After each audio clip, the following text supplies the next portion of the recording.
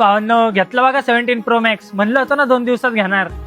अरे तू खरंच घातलोय मोबाईल? अरे मला वाटलं मस्करी करतोय. हा ना. अरे एवढ्या महागाचा कसं काय घेतलाय तू? काय नाही 2 दिवस जेवलं नाही आणि घरच्यांशी बोललं नाही, लगेच घेऊन दिला. मी पण असंच केलं तेव्हा मला घरच्यांनी 13 घेऊन दिलं. अरे साहिल, एवढ्या 1.5 लाखाच्या फोनची गरज होती का पण तुला? काय नाही भाऊ, तो 14 ला जुना झाला होता. अरे तुझे वडील तर ते आपल्या इंडस्ट्रियल कंपनीत कामाला आहेत ना? हो तिथंच आहेत कामाला. त्यांना पगार किती असेल? 25-30 हजार आहे पगार. ऐक ना, मला एक गोष्ट सांग, जेव्हा तुला वडिलांनी मोबाईल घेऊन दिला ना तेव्हा तुझे वडील खुश होते का रे? कुठलं खुश, 2-4 दिवस झालं मागे लागले होतं, मग बळबळ लोनवर घेऊन दिलाय.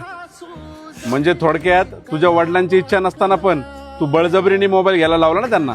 अरे भाऊ आजकाल असंच करावं लागतं, नाहीतर प्रेमाने तर घरचे काहीच घेऊन देत नाहीत. अरे भाऊ तू पण कधी तर केलं असेल की असं घरच्यांबरोबर?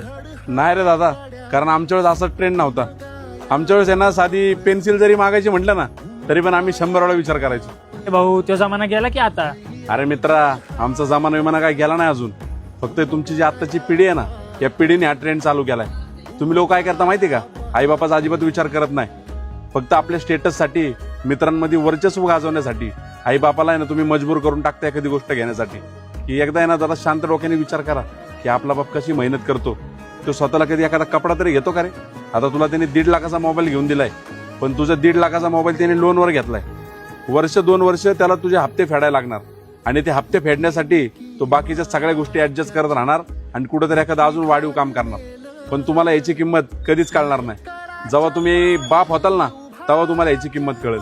आणि तुमच्या आईबापाने तुमच्यासाठी एवढं करून पण शेवटी तुम्ही त्यांनाच नावं ठेवता. आणि चुकी तुमची नाहीये, ही चुकी तुमच्या आईबापांची पण आहे. ते काय करतात, तुमचा प्रमाणापेक्षा जास्त लाड करतात आणि त्यामुळे तुम्ही त्यांच्या डोक्यावर चढून बसता.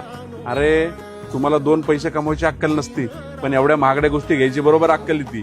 आता एक काम कर, 2 पैसे कमवायचं कुठं तर पार्ट टाइम जॉब कर. कॉलेज करता आहे ना कुठं तर पार्ट टाइम जॉब करायचा प्रयत्न कर आणि त्याचे मोबाईलचे पुढचे हप्ते आहेत का ते हप्ते तू फेड.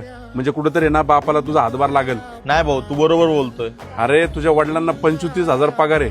आता त्या पगारामध्ये ते तुझ्या मोबाईलचा हप्ता भरणार, घर चालवणार का तुझ्या शिक्षणाचा खर्च करणार, याचा तरी थोडासा विचार करायचा ना मित्रा.